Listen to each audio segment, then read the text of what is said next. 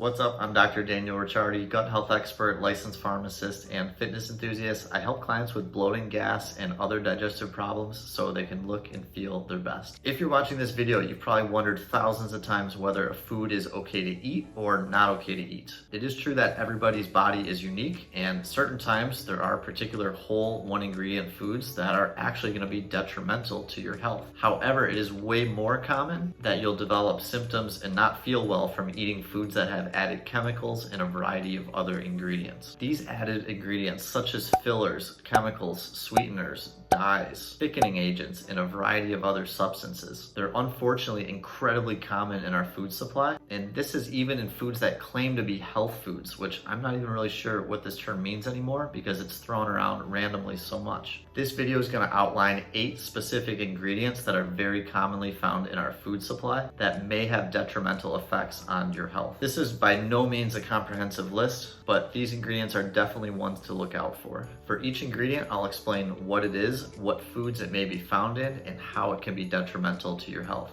All right, let's go. So first one up we have is red number 40. This is a artificial food dye food coloring. It's made from a type of oil called petroleum, which is actually the same thing used to fuel your vehicles if you still have a gas-powered vehicle. There's studies suggesting that it's linked to ulcerative colitis, Crohn's disease, and may cause our body not to absorb nutrients as well. Red 40 is in a lot of foods that are, well, red. It's added because, let's face it, you see 2 foods, one has a bright, vibrant red color, the other one has a dull, pale looking color. Which one looks more appetizing to eat? Candies, soda, ice creams, things like this. This red 40 is very commonly found in. It also can be found in things such as sports drinks, yogurts, cereals, cream cheeses, and even a lot of liquid medications, both prescription and over the counter. The second is guar gum. This is a powdered soluble fiber that is derived from the guar bean. It's used commonly to thicken and enhance the texture of certain foods. At least for me, I think texture is a major factor in food that kind of dictates how enjoyable it is to eat. So I can definitely tell why something like this would be commonly used. In reality, there are actually some studied health benefits of guar gum. However, it has been linked to be causing gas and abdominal discomfort. So if you are somebody that has digestive issues or symptoms related to IBS or SIBO, it's probably in your best interest to avoid foods that include this ingredient. Guar gum is commonly found in gluten-free baked goods. Gluten by itself in stuff like this is sticky, so if you remove the gluten out of a baked good, you need something kind of to hold the food together, and this is where this guar gum comes in. It's also in some protein shakes, salad dressings, soups, sauces, and other foods. The third item is Carrageenan. I'm not sure if I said that 100% correctly. It's also a food thickening agent. This one comes from red algae and gives food a more desirable texture. It's commonly found in non-dairy milks such as coconut milk and almond milk, but also yogurt, cottage cheese, protein shakes, and basically a lot of liquid foods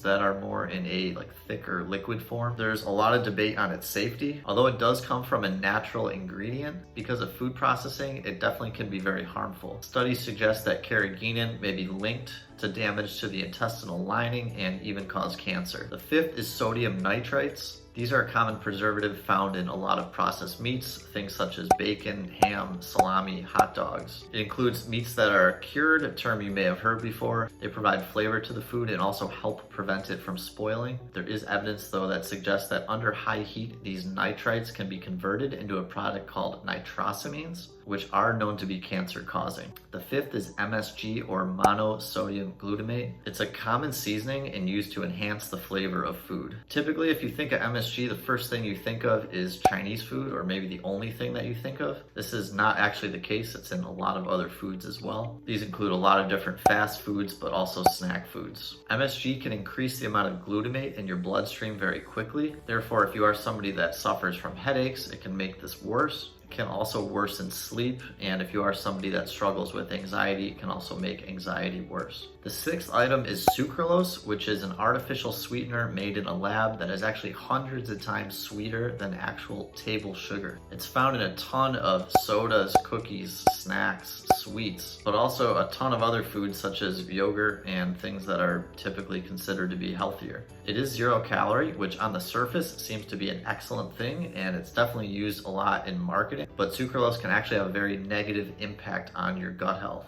In an interview last year, Dr. Mark Pimentel, who's perhaps the leading #1 guy in the world in terms of SIBO research, he even said that sucralose is the single worst sugar/artificial sweetener type ingredient in terms of the effects it has on the gut microbiome. The 7th is vegetable oils. These include a variety of oils such as sunflower oil, safflower oil, soybean oil, corn oil, Wesson oil. There's a lot of other ones if you go to the grocery store shelves. These oils are not good because they're very high in omega-6 fatty acids, which are the inflammatory fatty acids. Besides the oils sitting on the shelf in the grocery store, they're also sneakily added into a ton of snacks, chips, pretzels, cookies, and even things such as nuts, which are considered healthier. I had a really hard time finding some cashews that didn't have some kind of vegetable oil added to them when I went to the grocery store. These vegetable oils are typically also the ones that are commonly used in restaurants for the most part. And lastly, I have partially hydrogenated oils. These are also known as trans fats, which you may have heard of, and it may be more generally accepted that trans fats are actually bad for you. However, if they show up on the label in a different form, you may not realize it's an actual trans fat. Sometimes it's listed as partially hydrogenated soybean oil, or insert any other vegetable oil here. In recent years, the FDA, Food and Drug Administration, actually removed the distinction of generally recognized as safe, but this ingredient still does exist in certain foods, and this is because the food manufacturers figured out some loopholes and ways to still include them